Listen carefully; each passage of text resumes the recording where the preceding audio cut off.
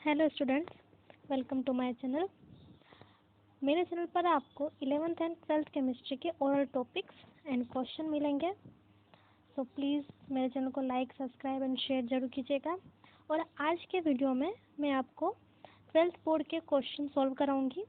इस वीडियो में मैंने 12th बोर्ड का 2019 के क्वेश्चन लिए हैं और इसमें आज मैं सेक्शन ए को सॉल्व करूंगी कॉन्सेप्ट वाइज, और नेक्स्ट वीडियो में बी और सी पार्ट आएगा। ठीक है, तो चलिए हम स्टार्ट करते हैं। आज हमारा क्वेश्चन है, फर्स्ट है, ये सेक्शन ए है, ये सारे एक एक नंबर के ही हैं। तो हमारा फर्स्ट क्वेश्चन है, नेटवर्क ठोस का कोई एक उदाहरण देना है हमें, नेटवर्क सॉलिड का एग्जाम्पल। तो नेटवर्क सॉलिड का एग्जाम्पल है हीरा एंड सिलिकॉन कार्बाइड। इसमें एक एग्जाम्पल देखा है, मैं आपको दो एग्जाम्पल बता रही हूँ ताकि आपको भी और रिवाइज करने में अच्छा रहे। एक तो है हीरा और एक सिलिकॉन कार्बाइड। और जो हमारे नेटवर्क सॉलिड होते हैं वो बहुत ही स्ट्रांगली इंटरेक्शन के थ्रू एक दूसरे से बंधे हुए होते हैं। आपने हीरा का स्ट्रक्चर देखा ही होगा, और मैंने आपको नीचे डिस्क्रिप्शन में लिंक भी दे रखी है, वहाँ से आप ये सारे नोट्स वहाँ से देख सकते हैं, डाउनलोड कर सकते हैं। तो हमारा ये हो गया हमारा फर्स्ट क्वेश्चन। ठीक है, अब हमारा नेक्स्ट क्वेश्चन है स्थिर क्वाथी मिश्रण की परिभाषा लिखिए। ने स्थिर क्वाथी क्या होता है? एजियोट्रोपिक मिक्सचर। अब एजियोट्रोपिक मिक्सचर क्या होता है, तो ये पॉइंट वाइज मैं आपको बताती हूँ। वो बाइनरी सॉल्यूशन होता है हमारा एजियोट्रोप। क्या होता है? Binary solution. राइटिंग थोड़ी अच्छी नहीं है और मैं आपको बोल के बता रही हूँ, और मैंने नीचे नोट्स भी दे रखे हैं, वहाँ से आप देख सकते हैं। बाकी राइटिंग ठीक है, मैं आपको समझ में आ जाएगी इतनी तो ठीक है। जो हमारे एजियोट्रोप क्या होते हैं? बाइनरी सॉल्यूशन होते हैं। बाइनरी सॉल्यूशन यानी इसमें एक सोल्यूट होता है, एक क्या होता है? एक सोल्यूट होता है और एक सॉल्वेंट होता है। वो हमारा बाइनरी सॉल्यूशन होता है। ठीक है,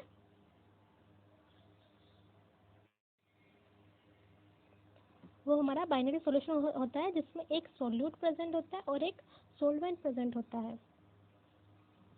और अब नेक्स्ट पॉइंट की, हमारे जो एजियोट्रोप होते हैं यानी स्थिर क्वाथी होते हैं, उनका जो कंपोजिशन होता है वो फिक्स्ड कंपोजिशन होता है।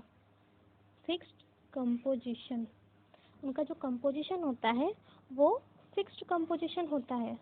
फिक्स्ड कंपोजिशन यानी जो हम सोल्यूट लेंगे, सॉल्वेंट लेंगे, उनका जो कंपोजिशन होता है वो एक फिक्स्ड कंपोजिशन होता है। ठीक है, अब नेक्स्ट चीज़ ये सबसे मेन पॉइंट कि हमारे जो एजियोट्रोप है उनका फ्रैक्शनल डिस्टिलेशन पॉसिबल नहीं है। Fractional distillation is not possible. ठीक है, नॉट पॉसिबल। ठीक है, हमारा जो एजियोट्रोप होता है उनका फ्रैक्शनल डिस्टिलेशन पॉसिबल नहीं होता है। हिंदी में आसवन, प्रभाजी आसवन या फिर सामान्य आसवन। अब पहली बात तो कि फ्रैक्शनल डिस्टिलेशन क्या होता है, तो मैं आपको ये समझाती हूँ। हमने यहाँ पे एक बीकर में एथेनॉल ले रखा है, C2H5OH प्लस H2O ले रखा है। ठीक है, एथेनॉल C2H5OH और वाटर ले रखा है। ठीक है, और ये बीकर एक नली से जुड़ा हुआ है और ये नली जो है वो दूसरे बीकर से कुछ इस तरह से जुड़ी हुई है। ठीक है, अब हमारे जो एथेनॉल है ये हमारा फ्रैक्शनल डिस्टिलेशन बॉइलिंग पॉइंट पर आधारित रहता है। तो इसलिए हमारा जो एथेनॉल है उसका जो बॉइलिंग पॉइंट होता है, बॉइलिंग पॉइंट ऑफ एथेनॉल वो होता है 353 केल्विन। ये हमारा एथेनॉल का बॉइलिंग पॉइंट है। ठीक है, और जो हमारा H2O का बॉइलिंग पॉइंट होता है, H2O का वो होता है 373 केल्विन। ठीक है, ये हमारा एथेनॉल का और ये हमारा H2O का। जब हम इसको हीट देते हैं, ठीक है, हमने इसको हीट दी, हीट देने पर क्या होगा? इसका टेम्परेचर यानी एथेनॉल का टेम्परेचर जो है वो वाटर के कंपैरिजन में कम है। तो हम जब इसको हीट देंगे तो हमारा जो एथेनॉल वो यहाँ पे वेपर के फेज में बनता है और इस दूसरे बीकर में यहाँ पर इकट्ठा हो जाता है एथेनॉल हमारा। तो अब हमने यहाँ पे एथेनॉल को अलग हमने यहाँ पे सेपरेट आउट कर लिया, मतलब उसको अलग हमने सेपरेट कर लिया। और हमारा वाटर तो इस साइड है, तो हमारा एथेनॉल को हमें अलग सेपरेट। तो यही होता है फ्रैक्शनल डिस्टिलेशन, कि हम किसी भी दो लिक्विड को अलग अलग कर सकते हैं, सेपरेट कर सकते हैं। लेकिन हमारा जो बाइनरी मिक्सचर होता है, हमने जो ऊपर बताया ना कि बाइनरी सॉल्यूशन होता है एजियोट्रोप, वो दोनों लिक्विड फेज में ही होने चाहिए। अब फ्रैक्शनल डिस्टिलेशन में क्या होता है कि हमारा जो फ्रैक्शनल, एक सेकेंड, हमारा जो mole fraction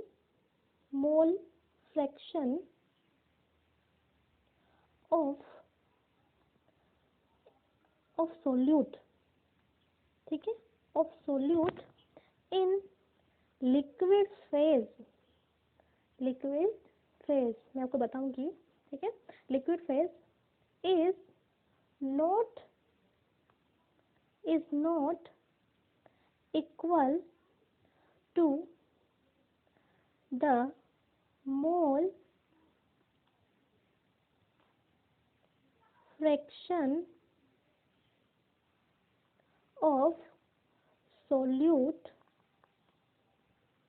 in vapor phase, ठीक है। तो इसमें ये बताया जा रहा है कि जो हमारा एथेनॉल है, एथेनॉल हमने सोल्यूट यहाँ पे लिया है, ठीक है। जो हमारा एथेनॉल सोल्यूट है उसका जो फ्रैक्शन, मोल फ्रैक्शन होगा इन लिक्विड फेज, अभी जो यहाँ पर हमारा इस बीकर के अंदर जो एथेनॉल है वो लिक्विड फेज में, ठीक है। तो लिक्विड फेज में जो हमारा एथेनॉल का मोल फ्रैक्शन होगा, एथेनॉल का जो मोल फ्रैक्शन होगा लिक्विड फेज में, वो इक्वल नहीं होगा। यहाँ पर जो हमारा वेपर बन रहा है एथेनॉल, उन दोनों का मोल फ्रैक्शन इक्वल नहीं होगा। हम इसको अगर इक्वेशन के थ्रू में लिखना चाहते तो ऐसे लिख सकते हैं कि mole fraction of solute is not equal to mole fraction of, एक second, sorry, mole fraction of solute in liquid phase is not equal to mole fraction of solute in vapour phase. यही बताएगा, और यही हमारा fractional distillation है कि जो same जो सोल्यूट है उनका लिक्विड फेज में और वेपर फेज में मोल फ्रैक्शन सेम नहीं हो सकता। और हमारा जो एजियोट्रोप मिक्सचर है उसमें ऐसा नहीं होता, उसमें हमारा, इसलिए तो उसमें हम फ्रैक्शनल डिस्टिलेशन पॉसिबल क्यों नहीं हो पाता, क्योंकि इसमें जो मोल fraction of solute in liquid phase है वो इक्वल हो जाता है मोल fraction of solute in vapour phase, वो दोनों इक्वल हो जाते हैं, इसलिए हम यहाँ पे उसका फ्रैक्शनल डिस्टिलेशन पॉसिबल नहीं हो पाता है। तो आपको अच्छी तरह से समझ में आ गया हो गया कि एजियोट्रोपिक मिक्सचर क्या होता है। तो अब हम नेक्स्ट क्वेश्चन पर चलते हैं। हमारा जो नेक्स्ट क्वेश्चन है, ये मेरा सेकंड क्वेश्चन हो चुका है, दोनों एक एक नंबर के क्वेश्चन थे। अब हमारा सेकंड क्वेश्चन है, सेकंड क्वेश्चन देखिए, थर्ड क्वेश्चन। जो हमारा थर्ड क्वेश्चन है वो है रासायनिक अभिक्रिया का वेग नियतांक इतना दे रखा है हमें, और अभिक्रिया की कोटि ज्ञात करनी है, यानी ऑर्डर ऑफ रिएक्शन हमें निकालना है। तो ऑर्डर ऑफ रिएक्शन को हम एक्सपेरिमेंटली ही पता कर सकते हैं, ठीक है। ऐसे देख करके हम बता नहीं सकते कि हाँ इसका ऑर्डर ऑफ रिएक्शन क्या होगा। तो हमें क्वेश्चन में से कुछ हिंट दिए होंगे, जैसे यूनिट होगा, उसको देखकर हम बता सकते हैं कि ऑर्डर ऑफ रिएक्शन क्या है। तो इसमें हमें यूनिट सेकेंड इनवर्स दे रखी है, अब इसको देख के हमें बताना है। तो एक फॉर्मूला है, उस फॉर्मूले के थ्रू हम, अगर वो फॉर्मूला आप किसी भी ऑर्डर ऑफ रिएक्शन में अप्लाई करोगे तो आप उसका ऑर्डर ऑफ रिएक्शन यानी अभिक्रिया की कोटि निकाल सकते हो। तो वो फॉर्मूला कैसे आएगा मैं आपको वो पहले बताती हूँ, फिर उस फॉर्मूले से हम सॉल्व करेंगे। तो अब मान लीजिए हमारा ये ए कोई रिएक्टेंट है, इससे हमारा बी प्रोडक्ट बन रहा है, ठीक है। हमारा ए क्या है, रिएक्टेंट है, और बी हमारा प्रोडक्ट है। तो ये ए से बी जो बना इसकी हमें रेट बतानी है। तो रेट क्या होती है, रेट जो हमारी वो डायरेक्टली प्रोपोर्शनल होती है कंसंट्रेशन ऑफ रिएक्टेंट, जो हमारा रिएक्टेंट होता है उस रिएक्टेंट के डायरेक्टली प्रोपोर्शनल होती है हमारी रेट, और रेट की पावर एन, यानी उसके ऊपर जो भी पावर एन होगा वो। तो जो हमारा मेन ये एन है ना, इस एन का यहाँ काम है, यही जो हमारा है यही हमें ऑर्डर ऑफ रिएक्शन हमें बताता है, ठीक है। ऑर्डर ऑफ रिएक्शन हमें बताता है। अब देखिए आगे क्या होगा, अब प्रोपोर्शनल साइन हटाएंगे तो R इज इक्वल टू के एंड कंसंट्रेशन ऑफ ए की पावर n। अब हम इस k को इधर ले आते हैं और R के नीचे a आ जाएगा हमारा कंसंट्रेशन ऑफ ए की पावर n। अब आपको रेट और कंसंट्रेशन की यूनिट पता होनी चाहिए, ठीक है। तो हमारी रेट की यूनिट क्या होती है, मोल पर लीटर टाइम इनवर्स, ये हमारी किसकी यूनिट होती है, रेट की यूनिट होती है, हमारी किसकी यूनिट होती है, रेट की। और कंसंट्रेशन की यूनिट क्या होती है, किसी भी कंसंट्रेशन की, वो होती है हमारी मोल पर लीटर। ठीक है, अब हमें दोनों को डिवाइड करना है, तो डिवाइड करने पे क्या होगा, ये रहा मोल पर litre into time inverse upon हमारा क्या था, मोल पर लीटर, मोल पर लीटर, और हमें वहाँ पे कंसंट्रेशन की पावर n रखी थी, इसलिए इसकी पावर भी n होगी। ठीक है, अब नेक्स्ट क्या होगा, यहाँ पर ये हमारा मोल पर लीटर है और ये भी हमारा मोल पर लीटर है, बस इसकी पावर 1 दे रखी है हमें यहाँ पे, और इसकी पावर हमें यहाँ पे दे रखी है n।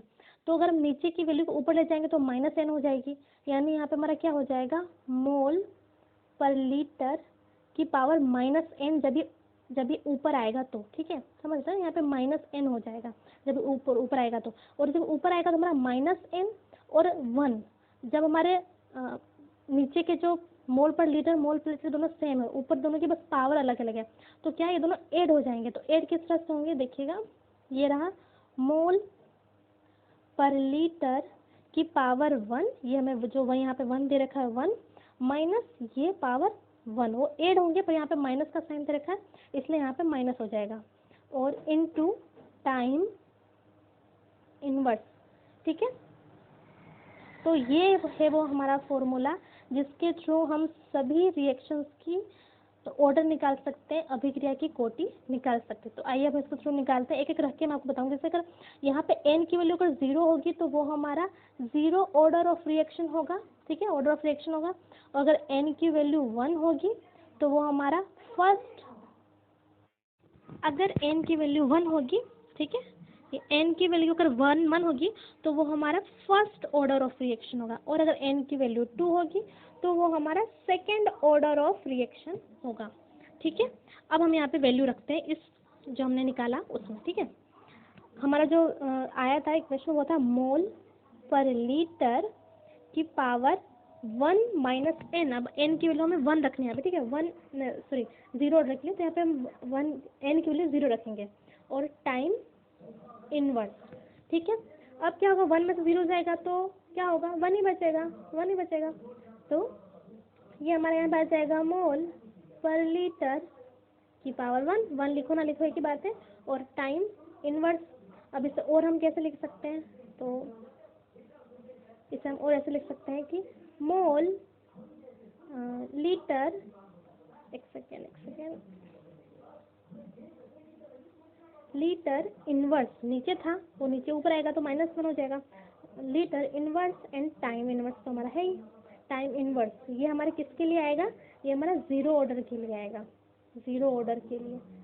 ठीक है, ये हमारा 0 ऑर्डर के लिए आएगा। अब हम फर्स्ट ऑर्डर के लिए देखते हैं, तो जब हम मोल पर लीटर की पावर 1 माइनस n की वैल्यू कितनी, 1 टाइम इनवर्स, तब इसमें क्या होगा, इसमें ये होगा कि 1 में से 1 जाएगा 0, यानी हमारा पूरी वैल्यू खत्म हो जाएगी, यहाँ पे सिर्फ टाइम बचेगा। तो यहाँ पे हमारा सिर्फ वैल्यू क्या बचेगी, फर्स्ट ऑर्डर के लिए वो बचेगी टाइम इनवर्स, यानी ये हमारी आई है फर्स्ट ऑर्डर के लिए। ये किसके लिए आई है, फर्स्ट ऑर्डर के लिए ये आई है। अब हमारा जो टाइम है वो टाइम सेकंड में हो सकता है, मिनट में हो सकता है। ठीक है, किसी भी वैल्यू में वो दे सकता है। तो फिर अगर वहाँ पे सेकंड इनवर्स या मिनट इनवर्स देखा होगा तो वो हमारा फर्स्ट ऑर्डर ऑफ रिएक्शन हो गया, यानी वो प्रथम कोटि की अभिक्रिया होगी। अब हम सेकेंड ऑर्डर के लिए निकालते हैं, तो मोल पर लीटर की पावर 1 माइनस 2 टाइम इनवर्स। ठीक है, इसमें क्या होगा, 1 में से 2 जाएगा तो मोल पर लीटर की पावर 1 में से 2 गया तो -1 टाइम इनवर्स। अब देखिए इसको ऐसे लिख सकते हैं, मोल इनवर्स, लीटर नीचे में है, लीटर नीचे है तो नीचे से ऊपर आएगा तो -1 और -1 +1 हो जाएगा। ठीक है, -1 तो लीटर हमारा माइनस कट जाएगा, लीटर +1 में बचेगा। ठीक है, और हमारा जो टाइम इनवर्स, ठीक है, ये हमारी सेकेंड ऑर्डर ऑफ रिएक्शन है, यानी द्वितीय कोटि की अभिक्रिया है। तो आपको अब समझ में आ गया होगा कैसे निकालना है। बस आपको एक फॉर्मूला याद रखना है, ये जो फॉर्मूला है ये आप उसको अगर मान लो भूल भी जाओ उस फॉर्मूले को तो आप उसको निकाल भी सकते हैं, ज़्यादा टाइम नहीं लगेगा आपको। फॉर्मूला कहाँ गया, एक सेकेंड, फॉर्मूला ये रहा, ये रहा हमारा फॉर्मूला इसके थ्रू। ठीक है, ये फॉर्मूला आप याद कर लीजिए, और आपको याद नहीं रहता तो छोटा सा कॉन्सेप्ट है, बस आपको एक हमारा जो के कांस्टेंट है, हमारा जो के क्या है मैं बताना भूल गई, के हमारा जो है वो रेट कांस्टेंट है, रेट कांस्टेंट है यहाँ पे हमारा के। तो बस इसको आर अपॉन कंसंट्रेशन ऑफ ए, और हमारा जो रेट का जो यूनिट होता है वो मोल पर लीटर टाइम इनवर्स अपॉन जो कंसंट्रेशन का है वो मोल पर लीटर, बस। और उसके थ्रू आपका ये फॉर्मूला आ जाएगा। इस फॉर्मूला से आप निकाल सकते हैं एन की वैल्यू 0, 1, 2 रख करके। ठीक है, ये हमारा थर्ड क्वेश्चन का आंसर हो गया। तो यहाँ पर हमारे जो यूनिट दे रखे हो सेकेंड इनवर्स यानी टाइम इनवर्स, तो ये हमारी फर्स्ट ऑर्डर ऑफ रिएक्शन है ये। ठीक है, फर्स्ट ऑर्डर ऑफ रिएक्शन है हमारी प्रथम कोटि की अभिक्रिया। अब हमारा नेक्स्ट जो क्वेश्चन है वो है देहली ऊर्जा को परिभाषित कीजिए। देहली ऊर्जा यानी थ्रेशोल्ड एनर्जी। तो चलिए देखते हैं थ्रेशोल्ड एनर्जी क्या होती है। मैं फोर्थ क्वेश्चन है, ठीक है, ये सेक्शन ए ही चल रहा है, एक नंबर के क्वेश्चन है सारे। ठीक है, तो देहली ऊर्जा, अब देहली ऊर्जा को मैं आपको एक ग्राफ के थ्रू बताती हूँ, और इन सब के आपका नोट्स नीचे डिस्क्रिप्शन में लिंक दे रखिए, वहाँ से आपको सारे नोट्स मिल जाएंगे, आप वहाँ पे जाके जरूर देखिएगा, आपको अच्छे से क्लियर हो जाएगा। ये हमें एक ग्राफ दे रखा है, यहाँ पर हमारा एक रिएक्टेंट है और इसका कुछ ग्राफ इस तरह से है। ठीक है, अब हमने एक बीकर में यहाँ पे कुछ रिएक्टेंट ले रखे हैं और कुछ सॉल्यूशन है, प्रोडक्ट सब कुछ है, मतलब वो बनेगा, एक उसको टेम्परेचर देना पड़ेगा। ठीक है, हमने अलग अलग करके यहाँ पे हमने इसमें एक सॉल्यूशन ले रखा है। ठीक है, अब ये जो सॉल्यूशन है इसमें अभी तक ये प्रोडक्ट में बना नहीं है, इसको प्रोडक्ट में बनने के लिए एक एनर्जी चाहिए होगी। ठीक है, ये जो सॉल्यूशन है इसके पास खुद के पास इतनी एनर्जी है कि ये आपस में टक्कर कर सके। ठीक है, टक्कर कर सके, पर वो टक्कर इतने प्रभावी नहीं है कि वो प्रोडक्ट का फॉर्मेशन कर रख सके। तो उस प्रोडक्ट का फॉर्मेशन करने के लिए हमें इसको हीट देनी पड़ेगी। उससे पहले यहाँ पे जो आपको गैप दिख रहा है ना, ये यही है कि हमारा जो स्टार्टिंग में जो रिएक्टेंट के पास जो एनर्जी है, ठीक है, जो प्रभावी टक्कर करने के लिए एनर्जी है, लेकिन वो प्रभावी टक्कर प्रोडक्ट में कन्वर्ट नहीं हो रहा है। तो जो एनर्जी है उसकी हमारे सोल्यूशन के पास जो औसत एनर्जी है उसके पास पहले से, वो है ये एनर्जी। ठीक है, अब हमें इनको प्रोडक्ट में कन्वर्ट करना है, तो उसके लिए हमें इसे बाहर से एनर्जी, बाहर से हीट देनी पड़ेगी। तो हम इसे बाहर से हीट देंगे, हीट देने पर क्या होगा, इनकी टक्करें और जोर से होंगी और टक्करें इतनी प्रभावी हो जाएंगी कि ये प्रोडक्ट में कन्वर्ट हो जाएंगे। ठीक है, तो जो प्रोडक्ट में ये जो हमें सबसे पीक पॉइंट आता है, ये पीक पॉइंट जो हमारा है वो एक्टिवेशन एनर्जी है, ई यानी सक्रियण ऊर्जा है हमारी, कि इस पीक पॉइंट पर आने के बाद हमारे जो रिएक्टेंट हैं वो रिएक्टेंट प्रोडक्ट में कन्वर्ट हो जाएंगे, और फिर उनकी एनर्जी धीरे धीरे कम हो जाएगी। प्रोडक्ट रिएक्टेंट से स्टेबल होता है, इसलिए उसकी एनर्जी कम दिखाई गई यहाँ पर। ठीक है, तो हमारा वो प्रोडक्ट में कन्वर्ट हो जाएगा। तो ये तो हमारी हो गई, यहाँ पर जो दिख रहा है आपको ये हमारी उस सॉल्यूशन की औसत एनर्जी। यहाँ पर जो पीक पॉइंट है ये है सक्रियण ऊर्जा, और इन दोनों का जो जोड़ है, योग है, वो हमारी है देहली ऊर्जा। ठीक है, वो क्या है हमारी देहली ऊर्जा। अब मैं आपको उसको थ्योरेटिकली लिखा के बता देती हूँ कि क्या। तो हमारी जो देहली ऊर्जा है, एक सेकंड, हमारी जो देहली ऊर्जा है वो है हमारी अणु की या सॉल्यूशन की औसत ऊर्जा। ठीक है, औसत ऊर्जा प्लस सक्रियण ऊर्जा, जो उसको सक्रिय कर रहा है वो ऊर्जा। ठीक है, उन दोनों का जो योग होगा वो हमारी क्या होती है, वही होती है देहली ऊर्जा। अब आपको कॉन्सेप्ट क्लियर हुआ देहली ऊर्जा क्या होती है। तो अब बस आपको इसको एक थ्योरेटिकली बताना है, ये एक फॉर्मूला आप ये लिख करके फिर इसको थ्योरी के तो बता सकते कि ऊर्जा की उस न्यूनतम ऊर्जा, यानी ऊर्जा की वह न्यूनतम ऊर्जा जो प्रभावी टक्करों के लिए आवश्यक होती है, वो होती है हमारी देहली ऊर्जा। ठीक है, औसत ऊर्जा, ठीक है, औसत ऊर्जा प्लस सक्रियण ऊर्जा, जो उसको सक्रिय कर रहा है वो ऊर्जा। ठीक है, उन दोनों का जो योग होगा वो हमारी क्या होती है, वही होती है देहली ऊर्जा। अब आपको कॉन्सेप्ट क्लियर हुआ देहली ऊर्जा क्या होती है। तो अब बस आपको इसको एक थ्योरेटिकली बताना है, ये एक फॉर्मूला आप ये लिख करके फिर उसको थ्योरी के तो बता सकते कि ऊर्जा की उस न्यूनतम ऊर्जा यानी ऊर्जा की वह न्यूनतम ऊर्जा जो प्रभावी टक्करों के लिए आवश्यक होती है वो होती है हमारी देहली ऊर्जा। ठीक है, और मैंने आपको अपने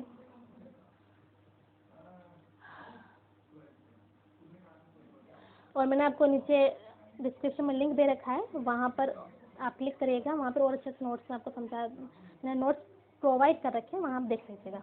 ये हमारा हो गया 4th क्वेश्चन। अब हमारा है 5th क्वेश्चन। चलिए 5th क्वेश्चन की ओर चलते हैं। जो हमारा 5th क्वेश्चन है वो है बाइडेंटेट लिगेंड के एग्जाम्पल देने। तो सबसे पहले तो बाइडेंट लिगेंड क्या होते हैं, और उससे पहले तो लिगेंड क्या होते हैं। ठीक है, तो हमारे लिगेंड वो होते हैं जिनके पास लोन पेयर प्रेजेंट होते हैं, लोन पेयर प्रेजेंट होते हैं। ठीक है, वो होते हैं हमारे लिगेंड। और लिगेंड जो किसी पॉजिटिव चार्ज, जैसे कि हमारा मेटल हो गया, आयन हो गया, एलिमेंट हो गया, कोई भी हो गया, उसके ऊपर पॉजिटिव चार्ज है तो वो उसको अपने इलेक्ट्रॉन या लोन पेयर डोनेट कर देता है, वो होता है लोन पेयर, वो होता है लिगेंड। और जो लिगेंड होता है वो इलेक्ट्रॉन रिच होता है, उसके पास lone pair obviously electron rich होगा।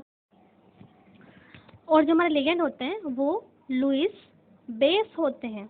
लुईस बेस तो आपको पता ही होगा ना, कि जिनके पास लोन पेयर प्रेजेंट होता है और वो किसी को डोनेट करने की कैपेसिटी रखते हैं, वो हमारे लुईस बेस होते हैं। ठीक है, अब आ गई हमारी बाइडेंटेट लिगेंड की। बाइडेंटेट लिगेंड क्या होता है, तो बाइडेंटेट लिगेंड वो जिनके पास दो लोन पेयर प्रेजेंट हो, जैसे कि हमारा लिगेंड है, इसके पास दो लोन पेयर प्रेजेंट हो, और वो किसी भी positive charge atom, ion, metal को, ये एम से मैं मेटल बता रही हूँ, मेटल को अपने इलेक्ट्रॉन डोनेट कर पाए। ठीक है, तो ये दो लोन पेयर डोनेट कर, एक लोन पेयर में 2 इलेक्ट्रॉन होता है। ठीक है, एक लोन पेयर में 2 इलेक्ट्रॉन होता है, तो ये दो अगर लोन पेयर डोनेट कर पाए तो ये हमारा बाइडेंटेट लिगेंड हुआ।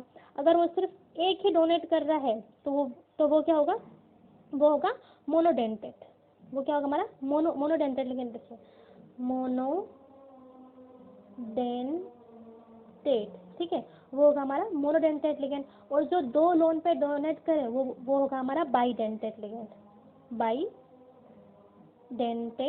Dentate ligand. ठीक है, अब इसके एग्जांपल, हमारे जो मोनोडेंट लिगेंड है, मोनोडेंट लिगेंड जो है उसका एक एग्जांपल है OH माइनस, Cl माइनस और Br माइनस। ठीक है, इनके पास, इन सब के पास एक एक लोन पेयर, ये देखो आपको दिख रहा है एक एक लोन पेयर नहीं।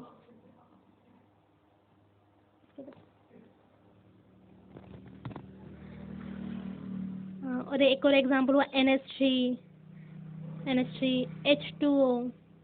इन सब के पास क्या है, एक एक लोन पेयर है। ठीक है, अब हमारा बाइडेंटेट लिगेंड, जो हमारा बाइडेंटेट लिगेंड है वो दो लोन पेयर डोनेट करेगा। ठीक है, एक लोन पेयर ये और एक लोन पेयर ये, इन दोनों को वो डोनेट करेगा किसी भी पॉजिटिव चार्ज एटम को। तो इसकी जो एग्जांपल है, एक एग्जांपल है EN यानी एथिलीन डाईएमीन,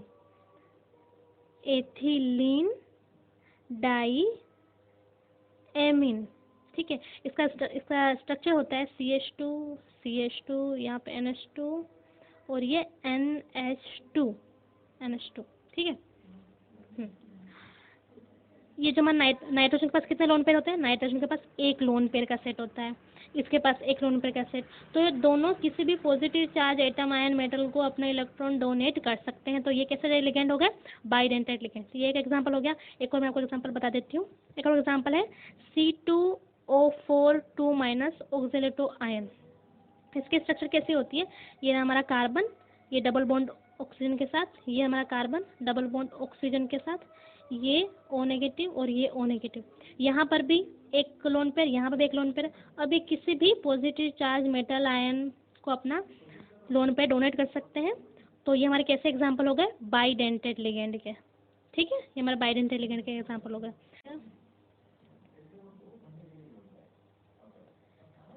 नेक्स्ट क्वेश्चन जो है हमारा, नेक्स्ट 7th क्वेश्चन, 6 क्वेश्चन हो चुके हैं।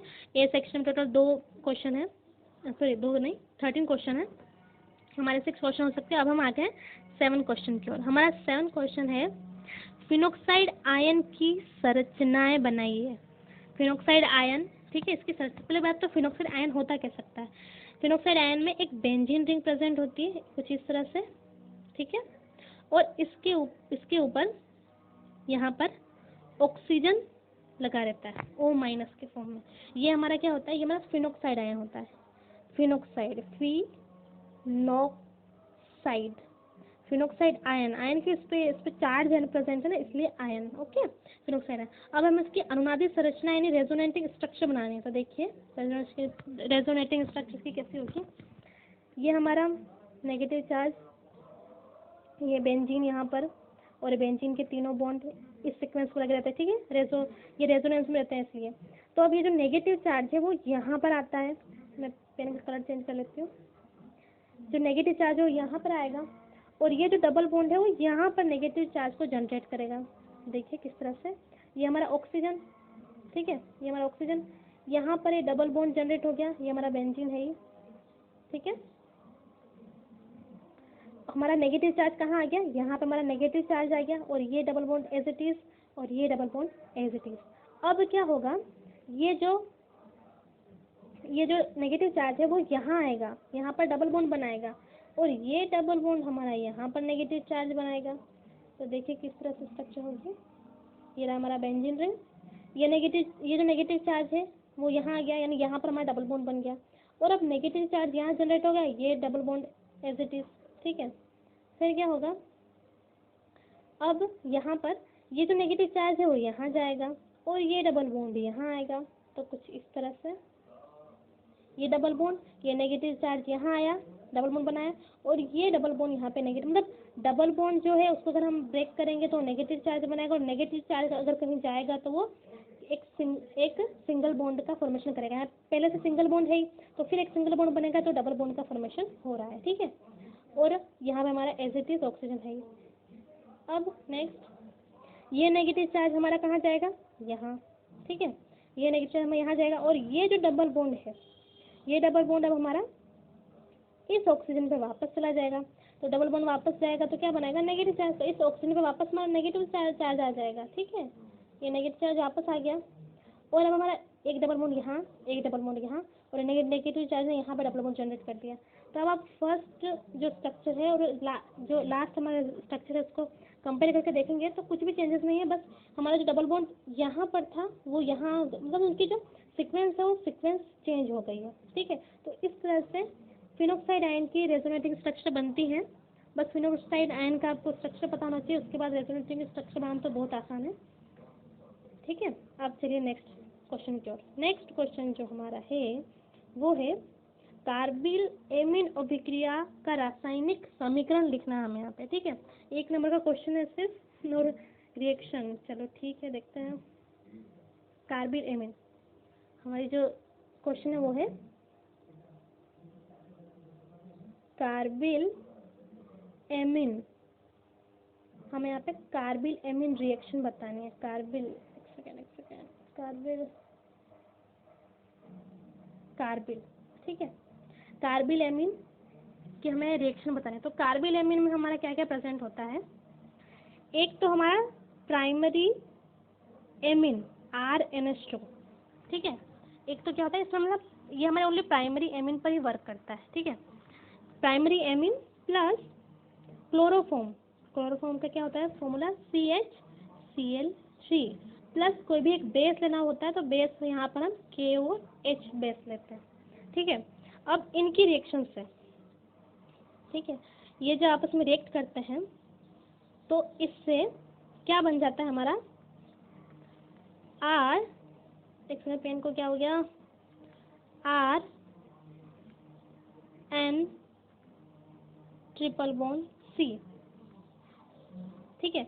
ये हमारा इसके रिएक्शन से, यहाँ पर बस रिएक्शन ही पूछी गई थी इसलिए बस मैंने आपको रिएक्शन बताई है, बाकी मैंने नोट्स में आपको उसकी मैकेनिज्म भी दिखा रखी है। अगर आपको समझ नहीं आता तो आप मुझसे कमेंट सेक्शन में पूछ सकते हैं, मैं आपको एक्सप्लेन कर दूंगी नेक्स्ट वीडियो में, ठीक है। चलिए अब हमारा नेक्स्ट क्वेश्चन, एक सेकेंड,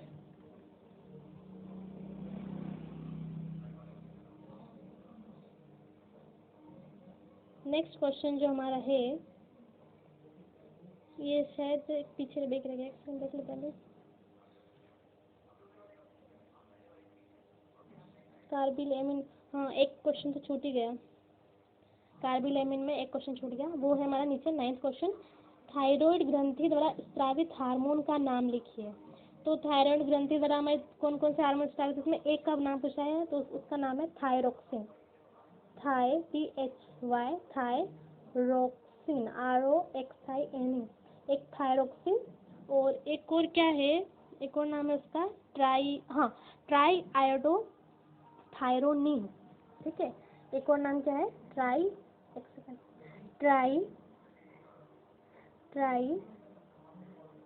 आयोडो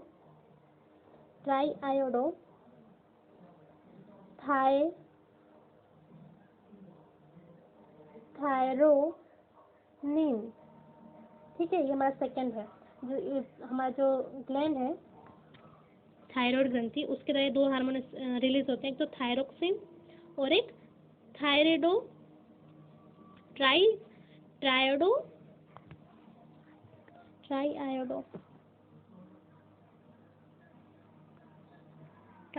थायरोनिन, और एक है ट्राई आयोडो थायोनिन।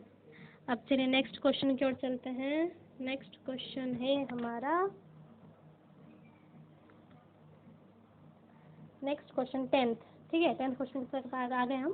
10th क्वेश्चन हमारा कि जैव निम्नलिखित बहुलक का कोई एक उदाहरण देना है हमें, यानी बायोडिग्रेडेबल पॉलीमर। तो इसका एग्जाम्पल है हमारा, एक है हमारा एग्जाम्पल पीवीसी यानी पोली विनाइल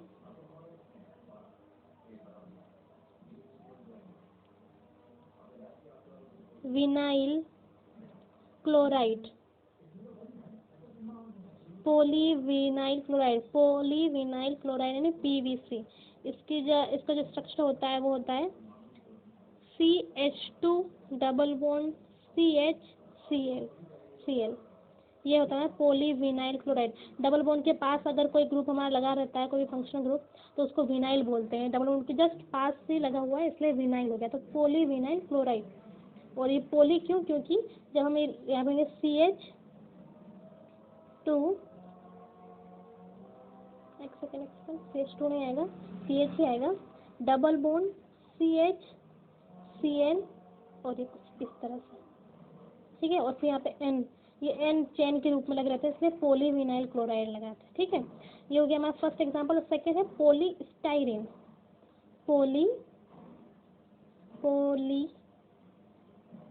पॉलीस्टाइरीन, पता नहीं पेन का टच क्या क्यों खराब हो रहा है। पॉलीस्टाइरीन, इसकी जो स्ट्रक्चर होती है पॉलीस्टाइरीन की, वो होती है CH डबल बॉन्ड CH2 और यहाँ पर बेंजीन रिंग। ये हमारा पॉलीस्टाइरीन। और इसका भी इसी तरह से, यहाँ पर अगर इस तरह से लग जाए और यहाँ पे इस तरह से, तो ये 1 2 3 4 यहाँ से हाइड्रोजन हट जाएगा और यहाँ से एक हाइड्रोजन कम हो जाएगा, तो ये हमारा पॉलीस्टाइरीन बन जाएगा। ठीक है, ये हो गया हमारा क्वेश्चन। नेक्स्ट क्वेश्चन है 11th। ब्यूना एन बहुलक की एकलक इकाई यानी monomer unit of polymer Buna N. तो हमारा जो ब्यूना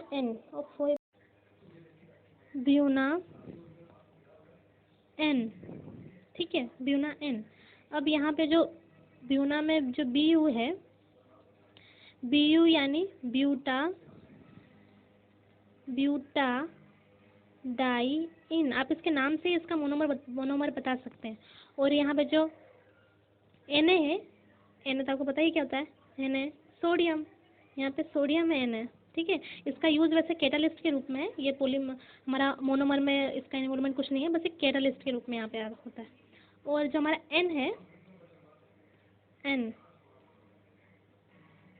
N वो है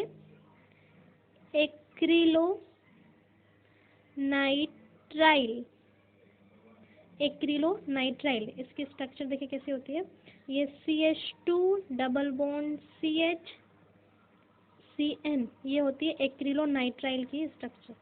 तो ये इसके मोनोमर है। अब मैं आपको फॉर्म कर बता देती हूँ। ये रहा हमारा पॉलीमर के फॉर्म में, ये रहा CH2 CH ब्यूटाडाइइन है। ठीक है, देखिए मैं आपको बताती हूँ, एक सेकंड। ब्यूटाडाइन।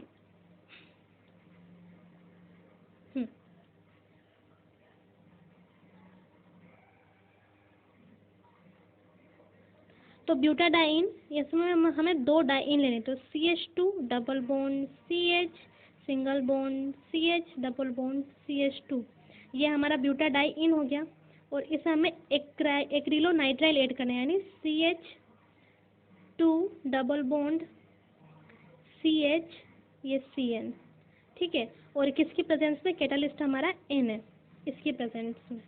तो अब इसे देखिए कैसे बनेगा, इस तरह से, ठीक है। ये CH2 CH double bond CH CH2 CH2 CH, यहाँ पर ये N के फॉर्म में, और ये हमारा CN। ये देखिए, ये होता है इसका मोनोमर गुना N का, ठीक है। अब चलिए नेक्स्ट क्वेश्चन की ओर चलते हैं।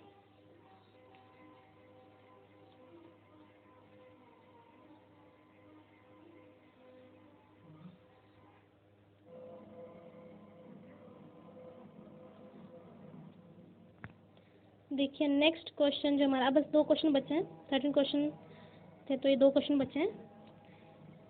12 क्वेश्चन है हमारा, बहुलक के बहुपरिप्रेक्षण घातांक क्या है, यानी पॉलीडिस्पर्सिटी इंडेक्स फॉर अ पॉलीमर। तो पॉलीडिस्पर्सिटी इंडेक्स जो है किसी भी पॉलीमर के लिए वो है PDI, पॉलीडिस्पर्सिटी इंडेक्स वो है M, ये इसके ऊपर एवरेज M, इसके ऊपर एवरेज, और ये हमारा वेटेज, और नीचे M, ये एवरेज, और यहाँ पे N। ये जो हमारा ये MW जो हम लिख रखा है वो है वेट, W यानी वेट, WEIGHT, वेट, एवरेज, ये जो आपको साइन दिख रखा है ये जो साइन है ये है एवरेज का, ठीक है। वेट, एवरेज, मोलर, मास, ये हमारा जो है वो वेट, एवरेज, मोलर, मास है। और ये हमारा जो है वो नंबर एवरेज, मोलर, मास, ठीक है। यही PDI के लिए इतना सफिशिएंट है 1 नंबर के लिए, तो कि पॉलीडिस्पर्सिटी इंडेक्स क्या होती है, तो यही इंडेक्स होती है, ओके। और इसमें भी इसको अगर हम ओपन करें MN को भी, तो देखिए किस तरह से ओपन होगा। ये जो हमारा MN होता है, यानी नंबर एवरेज मोलर मास, वो होता है सिग्मा, सिग्मा नहीं, summation NI upon summation NI, ठीक है, NI। ये हमारा MN के लिए हो गया, और MW के लिए हमारा MI का स्क्वायर हो जाता है यहाँ पे, ठीक है। इतना सफिशिएंट है इसके लिए, 1 नंबर में ही तो आया था, वैसे भी ये ज़्यादा नंबर में आता भी नहीं है। नेक्स्ट क्वेश्चन हमारा H2O अणु में उपस्थित सममिति अक्ष यानी एक्सिस ऑफ सिमेट्री बतानी है H2O में, ठीक है। H2O में हमें एक्सिस बतानी है। हमारा H2O का स्ट्रक्चर कैसा होता है, ये हमारा ऑक्सीजन, ये रहा हाइड्रोजन, ये रहा हाइड्रोजन, ऑक्सीजन के पास 2 लोन पेयर, अगर वो 2 बॉन्ड बनाए तो 1 बॉन्ड बनाए तो उसके पास 6 होते हैं, वो तो नेगेटिव चार्ज पे आ जाता है। नेक्स्ट, अब ये रहा हमारा H2O का स्ट्रक्चर। अब हमें इससे अब पहले बताओ सिमेट्री ऑफ एक्सिस क्या होता है। तो सिमेट्री ऑफ एक्सिस को हम CN से डोनेट करते हैं, ठीक है। सिमेट्री ऑफ एक्सिस यानी ऐसा एक्सिस यानी किसी भी मॉलिक्यूल पर हम ऐसी एक एक्सिस डाल लें, और उस एक्सिस से और उस अक्ष से जब हम उसे रोटेट करें, तो रोटेट करने पर हमें जो हमारा मॉलिक्यूल था वो एज इट इज हमें मिल जाए, तो वो होता है हमारा सिमेट्री, एक्सिस ऑफ सिमेट्री, यानी अक्षीय सममिति, ठीक है। तो अब हमारे जो H2 मॉलिक्यूल है, इसमें हम एक कहाँ से एक्सिस डालें, तो एक्सिस हम कहाँ पे डालेंगे, यहीं बीच से डालेंगे। ये हमने यहाँ से यहाँ पे एक्सिस डाली, और इस एक्सिस से यानी एक अक्ष से जब हम इसे रोटेट करेंगे, तो रोटेट करने पर माने हमारा H1, ये H2, ठीक है। रोटेट किया 180 डिग्री पर, ठीक है। हमने कितने डिग्री पर रोटेट किया, 180 डिग्री पर। जब हमने इसका रोटेट किया तो हमारा यहाँ पर H1 आ जाएगा और यहाँ पर H2 आ जाएगा, ठीक है। तो अब आप इन दोनों मॉलिक्यूल को देखेंगे तो ये दोनों सेम ही हैं, कोई चेंजेस नहीं हुआ है। तो हमारे H2O में CN एक्सिस हमारी प्रेजेंट है, ठीक है। जो CN एक्सिस है वो प्रेजेंट है, प्रेजेंट, ओके। तो अब हमारा एक क्वेश्चन लास्ट था ना, ये रहा। तो हमारा ये लास्ट क्वेश्चन था 13 क्वेश्चन। ये हमारा सेक्शन 1 कंप्लीट हो चुका है। अब नेक्स्ट वीडियो में मैं आपको सेक्शन B और सेक्शन C सॉल्व कराऊंगी, और वो थोड़ा लेंथी भी होगा। आज का वीडियो तो जल्दी निपट गया, ठीक है। तो आपको कैसा लगा मुझे कमेंट सेक्शन में ज़रूर बताइएगा, और मेरे चैनल को लाइक, सब्सक्राइब एंड शेयर जरूर कीजिएगा। Thank you.